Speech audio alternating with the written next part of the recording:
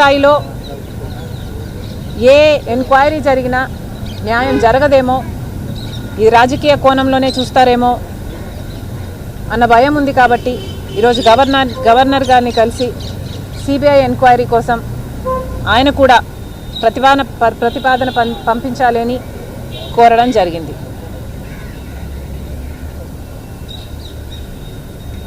స్పష్టంగా అర్థమవుతున్న విషయం ఏమిటి అంటే, దాదాపు టీటీడీకి సంబంధించిన ఆస్తుల విలువ 3 లక్షల కోట్లకు పైగానే అంటున్నారు.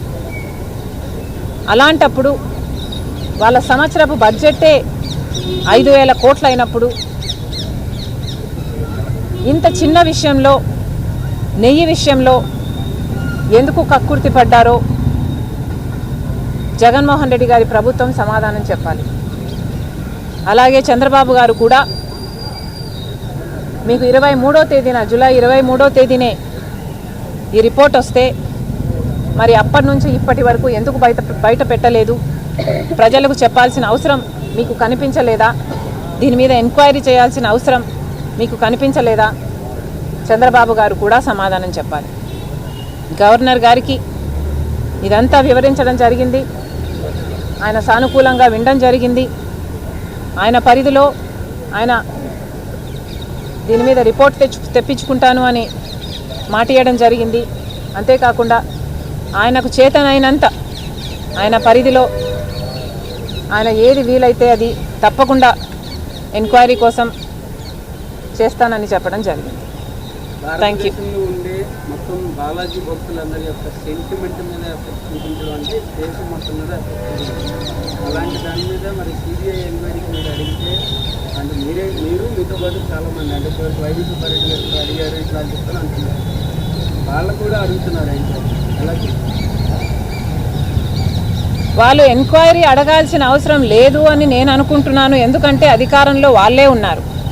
ఏ టెండర్లు వాళ్ళ చేతికి వచ్చాయో వాళ్ళకు తెలుసు.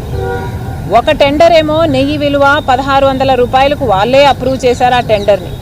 మరి ప్రసాదానికి వాడే నెయ్యిని మీరు ఎందుకు 320కే ఆ టెండర్ని ఎందుకు ఓకే చేశారు?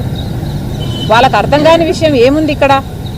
అధికారంలో ఉన్న పార్టీ ఎంక్వైరీ అడుగుతుంది అంటే మీకు అర్థం కాని విషయం ఏమిటో మాకు చెప్పండి. ఇక్కడ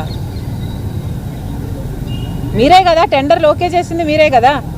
టెండర్లు 2 డిఫరెంట్ నెయ్యికే, ప్రోడక్ట్ ఒక్కటే, 2 వేరు అవసరాలకు వాడే దానికోసము వేరు ప్రైజుల్ని మీరెందుకు ఓకే చేశారో మీరు చెప్పండి.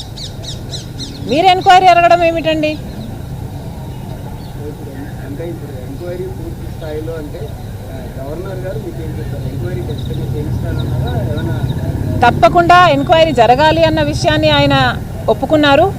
అది కాకుండా ఇది స్టేట్ లెవెల్లో జరిగితే ఇది పొలిటిసైజ్ అయ్యే అవకాశం ఉంది అన్న విషయం కూడా ఆయన అర్థం చేసుకున్నారు.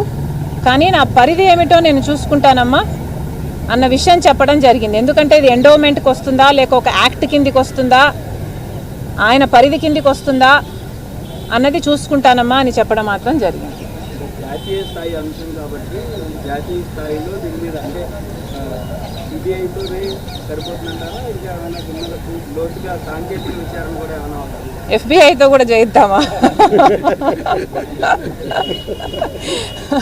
ఓకే అమ్మా, thank you.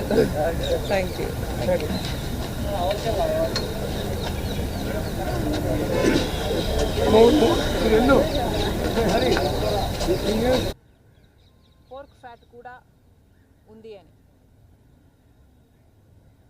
NDDB national dairy development board చెప్పిన రిపోర్టు ఇదైతే, ఇంకొక అంశము వీళ్ళు కొనుగోలు చేసిన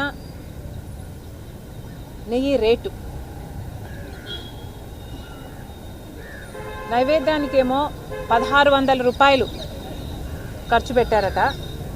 కానీ లడ్డూలు తయారు చేసి నెయ్యి కోసం మాత్రం 320 రూపాయలు మాత్రమే ఖర్చు పెట్టారట.